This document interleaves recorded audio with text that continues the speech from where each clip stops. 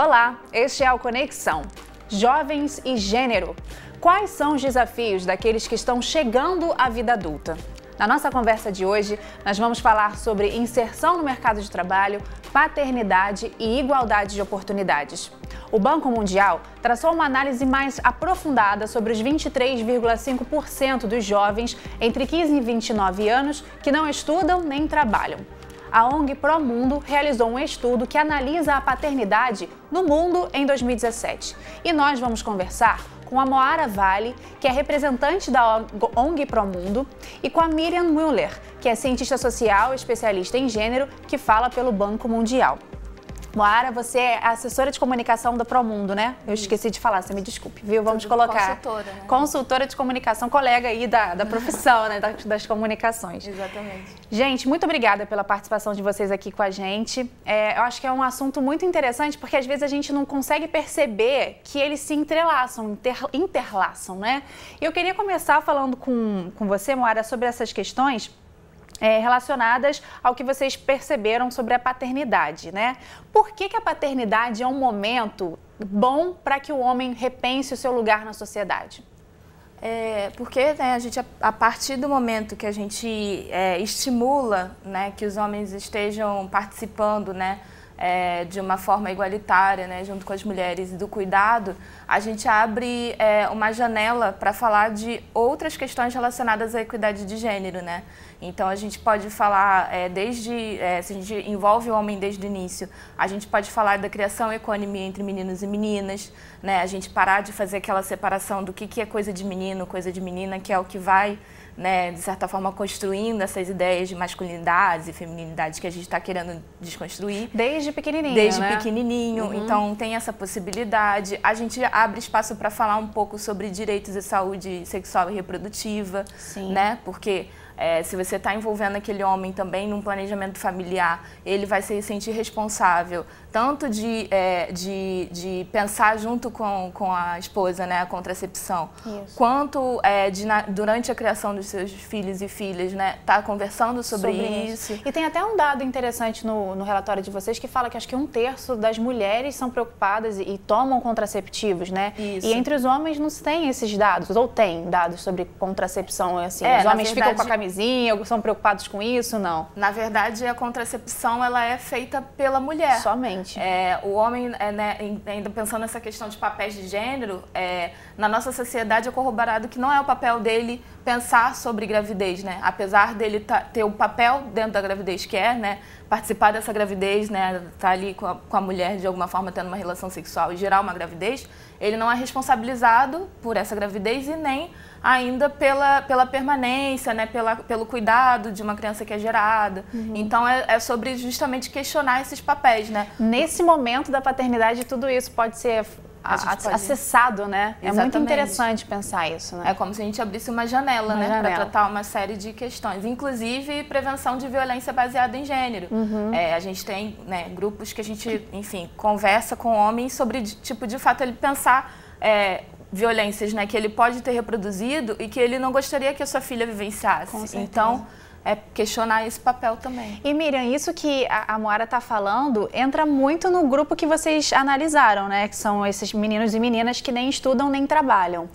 Vamos começar falando que a gente participou de um evento em que a Miriam deu uma palestra e ela falou que esse termo neném não é o termo ideal. Você explica pra gente por quê? Sim, com muito gosto. Sim, bom, na verdade a gente partiu justamente desse termo, né, que se usa muito na mídia, se fala muito em pesquisas também, esse termo de nenéns. Mas falando com os próprios jovens, com as meninas e os meninos que não trabalham, não estudam, a gente percebeu que não é um grupo heterogêneo, que não é um grupo homogêneo, eles não passam pelas mesmas situações. Tem uma multidão de fatores que contribuem para que meninas e meninos estejam nessa situação. Então, é um grupo que tem várias formas de famílias, também é um rango de idade muito grande, de 15 a 29, são realidades muito diferentes.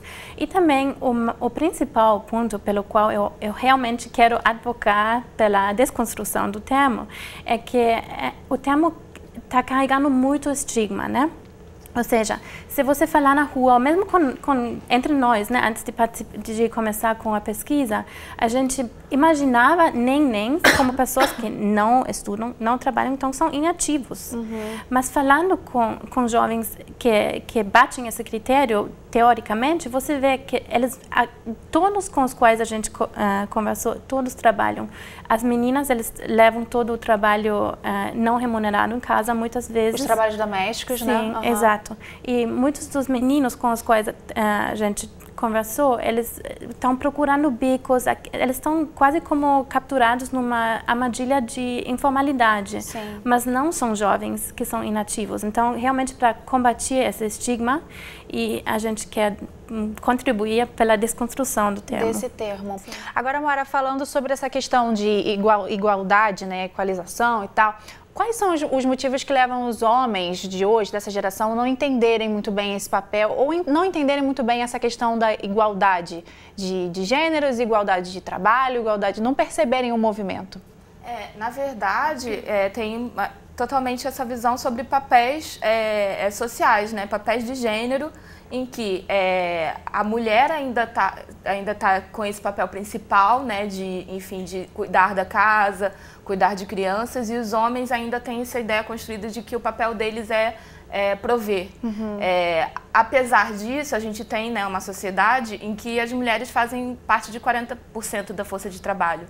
Então, a gente precisa questionar esses papéis tão estanques, já que as mulheres já ocupam, né, os postos de trabalho, os homens precisam ocupar o espaço doméstico, né? E a gente, pelo relatório, na verdade, o que a gente quer fazer é um chamado mundial, né, para que a gente trabalhe com políticas públicas, o governo, o setor privado, para estimular que os homens façam 50% do trabalho não remunerado, que é esse trabalho doméstico, né? Você acredita que, como que a gente faria para essa conscientização chegar?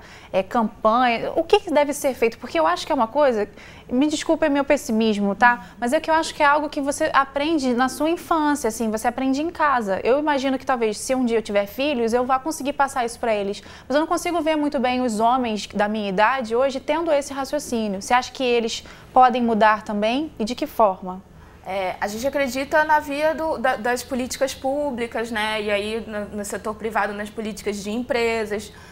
A gente acredita que esses setores eles podem contribuir para, enfim, com programas, né, com políticas que estimulem os homens. Eu acho que um grande exemplo que a gente tem, que inclusive vem também de uma parceria que o Pramundo já fez com o Ministério da Saúde, né? O Ministério da Saúde ele tem uma coordenação voltada para a saúde do homem. E aí existiu, né, um programa que a gente fez, uma metodologia que é aplicada, que é de envolvimento dos homens desde o pré-natal. Então a gente tem espaços no setor público que podem ajudar a envolver os homens, né? Nesse caso, desde o pré-natal, desde os primeiros momentos, né, de vida de uma criança, você conseguir envolver os homens, responsabilizá-los sobre aquele cuidado, tanto quanto a mãe, já é uma forma de engajá-los. E a gente tem também a possibilidade de fazer projetos, né, políticas públicas para adolescentes também que questionem gênero, né? Que deem uma educação, enfim, voltada para sexualidade, gênero, que desconstruam esses papéis. Então, dá para fazer, então, dá né? para fazer. Não preciso ser tão pessimista, então. E a gente também tem metodologias testadas, né, que a gente sempre utiliza e faz incidência política nesse sentido. Agora, Miriam, qual que foi o tipo de... Você falou que esses jovens, eles não estudam e não trabalham, mas eles estão correndo atrás de alguma forma, né? Você encontrou alguns tipos de jovens, né? Você pode falar um pouco pra gente? O que a pesquisa mostrou? Sim. Na verdade, a pesquisa mostrou que esses jovens enfrentam 3 tipos de barreiras principais. E muitas vezes a gente só pensa imediatamente nas barreiras externas, que podem ser a falta de transporte, a falta de apoio financeiro, porque muitos deles eles são muito pobres, então eles não têm a opção de estudar. Porque eles têm que fazer um dinheiro, eles têm que ter Tem que ajudar em casa financeiramente. Obrigada. Exatamente. Então, realmente são coisas assim que são barreiras, a gente chama de barreiras externas. Mas além disso, o que eu achei pessoalmente muito interessante é que tem outras barreiras antes disso. Então, um grupo que é basicamente formado por mulheres, no nosso grupo que a gente conversou exclusivamente de mulheres, é um grupo que não tem a capacidade de aspirar para uma atividade econômica, ou seja, são mulheres que não se veem como agentes econômicos, que não se veem como alguém que tem uma carreira profissional. Elas já sonham em ter uma família, é isso? Sim. O objetivo principal que eles nos contam para a vida deles é ser uma boa mãe, ter uma boa família e cumprir esse papel doméstico, né? Sim. Então, essa barreira é realmente a capacidade de aspirar a outras coisas, além disso, né? Então, o segundo grupo é um grupo que foi, na maioria, formado também de mulheres, mas também tinha alguns homens nesse grupo, que foram jovens que tinham sonhos, tinham planos de vida, sonhavam com coisas específicas, mas eles não tinham a ferramenta para implementar esse sonho. Então, a gente chama no estudo de barreiras à ação.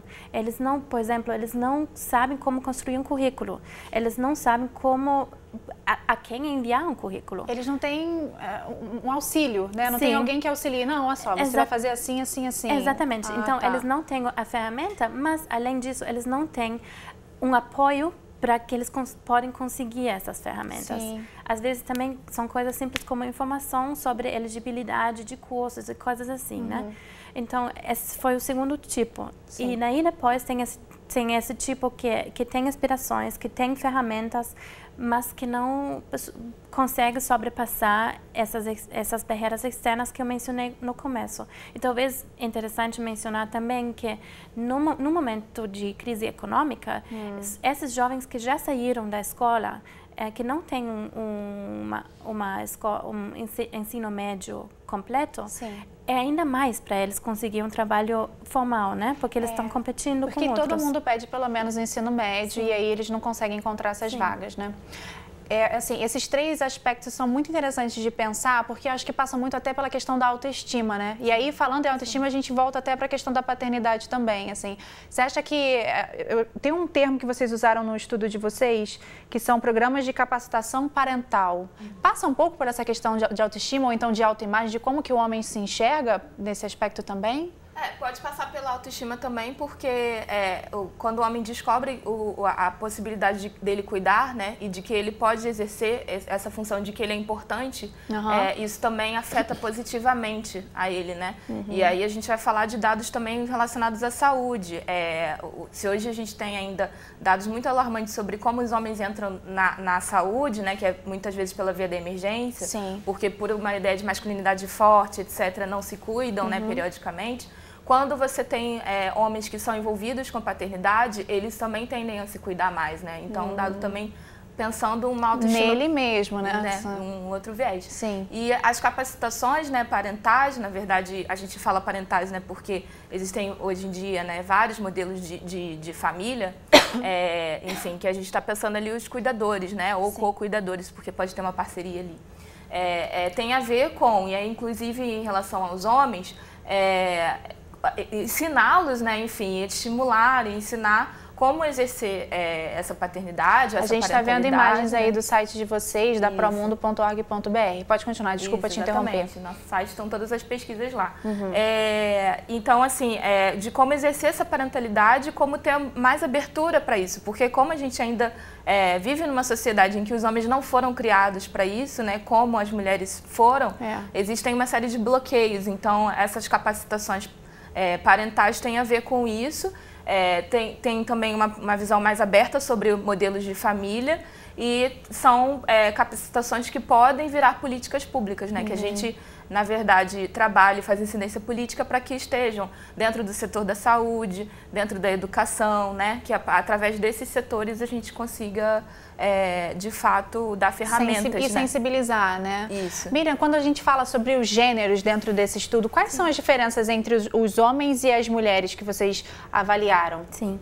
Bom, os três tipos que eu já mencionei, eles são bem estruturados por gênero, né? Então, os primeiros dois, os que enfrentam a dificuldade de formar aspirações, e o segundo grupo que enfrenta barreiras a ferramentas, a ação, essas são, pela grande maioria, são mulheres. O primeiro foi, no nosso exemplo, exclusivamente feminino. Só mulheres. Sim.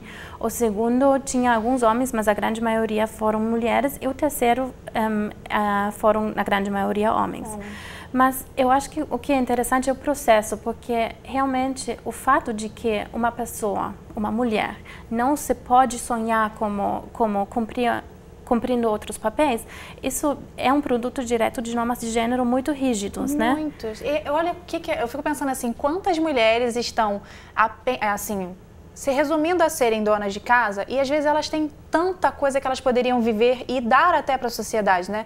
Nada contra aquela mulher que quer ser dona de casa, mas às vezes ela pode ser mais, né? Pode ser dona de casa e pode ser também, não sei, pode ser ter uma outra profissão, né? E se sentir feliz com outra profissão também, né? É muito rígido mesmo, né? Sim. Inclusive, até fazendo um ponto que ela pode ser, inclusive no momento, né, pensando em famílias, né, que tem homens e mulheres, no momento que o homem passa a dividir as tarefas domésticas, e aí essa possibilidade aumenta, né? Isso que eu acho interessante, porque quando fala-se sobre esses estudos, vem à minha mente, assim, quando eu era criança, assim, como que os meus pais falavam pra mim, o que você quer ser quando crescer? O que você quer ser? Nunca falavam, quando você crescer você vai ser isto, né?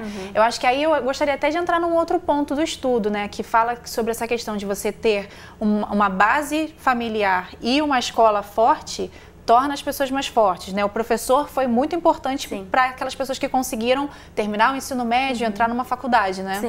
Sim, na verdade a gente também falou com um grupo de jovens das mesmas comunidades, também com os mesmos desafios. Então, mas esse grupo que a gente recrutou pelo estudo, tinham um estudo superior ou estavam já com um trabalho fixo depois de ter terminado um estudo superior.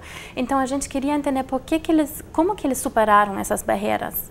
Será que eles não enfrentaram o mesmo tipo de barreiras? Sim. Mas nos discursos deles está muito claro que eles enfrentaram os mesmos tipos de barreiras, mas eles tinham sistemas de apoio muito fortes, que podiam ser ou dentro da família, ou pares, ou companheiros, inclusive, em alguns casos, e também muito forte o papel de professores. Então, foram pessoas ao redor deles que colocaram um sentido nesses indivíduos que sim é possível, o sentido de possibilidade, de capacidade de sonhar, e que você tem um espaço nessa sociedade, é sua sociedade, mas você precisa de um sistema de apoio para poder sonhar. Alguém que diga que você pode, né?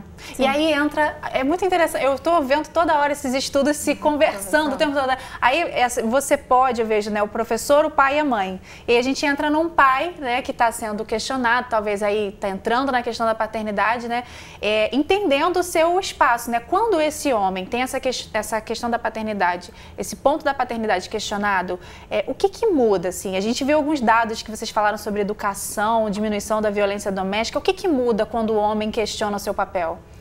A gente fala, né, costuma falar que o pai está envolvido, né, o homem está envolvido com cuidado, impacta na vida das mulheres, né, impacta na vida das crianças, deles, e impacta na sociedade. Então, das mulheres a gente vai ver não só o impacto direto sobre a diminuição de violência, né, doméstica e violência baseada em gênero, mas também mulheres que conseguem acessar mais os serviços de pré-natal, por exemplo, né, serviços médicos, enfim, mulheres que conseguem ter mais autonomia, né, para acessar esses serviços. No caso das crianças, né, a gente costuma falar, meninos que vêm, né, tem exemplos de homens que são envolvidos com cuidados e que realizam tarefas domésticas, eles tendem a ser mais equitativos também, porque eles estão vendo um exemplo dentro de casa, então, né? Reproduzem, né? E eles veem que masculinidade tem a ver com isso, né? Com algo positivo.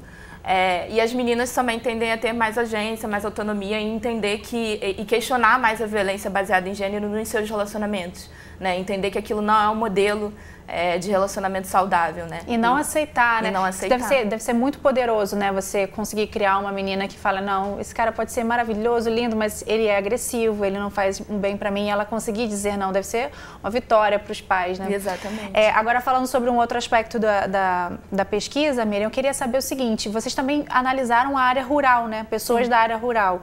Esse quadro que vocês viram na área urbana é ainda mais tradicional na área rural? Foi isso exatamente que a gente viu. A gente entrou, primeiro nós fizemos o estudo na área rural, urbana, desculpa. E depois a gente entrou com os mesmos instrumentos de pesquisa na área rural. E o que a gente percebeu foi exatamente esses 3 tipos de barreiras, só que muito mais fortes, na verdade. Os papéis de gênero foram ainda mais fortes, ainda mais separados os papéis e também tem menos oportunidades econômicas, né? Então, e além disso, a oportunidade principal que tinha lá, nessa comunidade que a gente fez o estudo, é a agricultura, né? Mas a agricultura é percebida como um espaço sumamente masculino. Tá. Então, ainda tem menos oportunidades para a mulher. Então, ela não tem nem muita escolha, né? Ainda menos escolhas, né? Sim. A gente está entrando nos minutos finais do nosso programa. Eu queria que a gente usasse esses últimos 4 minutos para falar de sugestões de solução.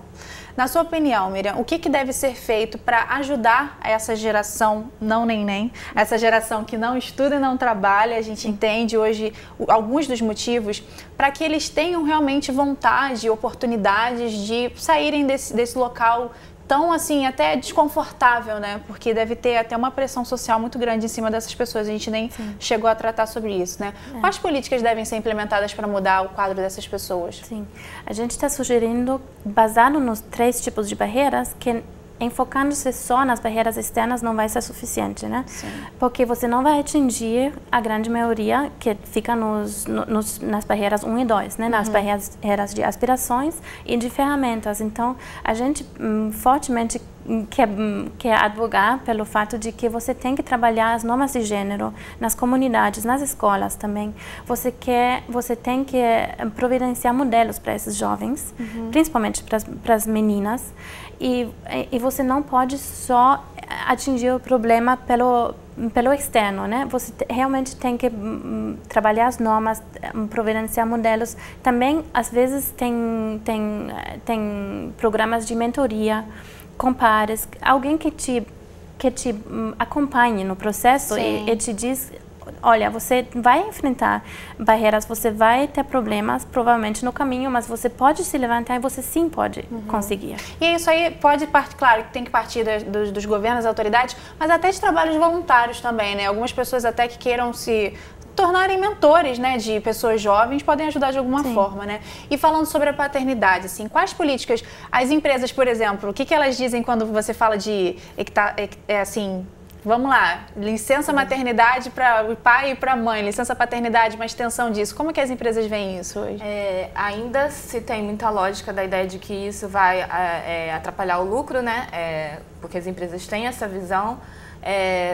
E isso é discutido, as nossas experiências, né, tem sido de que a empresa já começa uma discussão, em geral seguem as leis que cada país está colocando, e algumas empresas vão mais à frente, né, e essas empresas que na verdade tomam mais iniciativas mais à frente, né, de estender mais a licença paternidade ou até mesmo de pensar uma licença parental, elas de fato percebem também impacto positivo até no ambiente do trabalho, enfim, que vai gerar, né, uma série de impactos positivos para a empresa em si. E políticas públicas para chamar a atenção são necessárias, né, Moara? Sim.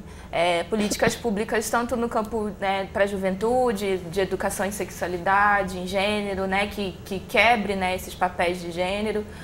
Ao mesmo tempo aproveitar os momentos em que os homens podem estar acessando, por exemplo, o setor de saúde, né, e envolvê-los ali em paternidade, cuidado. Muitas vezes a gente ainda tem esse modelo de um pré-natal que às vezes não leva em conta que vai ter um pai. Tem um pai também, né? Tem um pai também. É verdade. Pode começar, nos caminhos podem começar por aí, né? Exatamente. Olha só, antes da gente terminar, eu queria mostrar os sites da ONG Promundo e também do Banco Mundial para você que tem mais curiosidade, ler um pouco mais sobre esses estudos tão interessantes. A gente vai colocar aí na tela para você.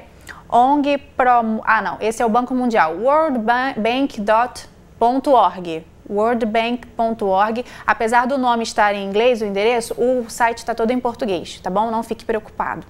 E agora vamos mostrar a ONG Promundo, que a gente já mostrou no início, promundo.org.br. Tem todos os estudos que a ONG tem feito ao longo do tempo e também A situação da paternidade no mundo apareceu na hora. Essa foto tão bonita, né? Desse pai e filho, né?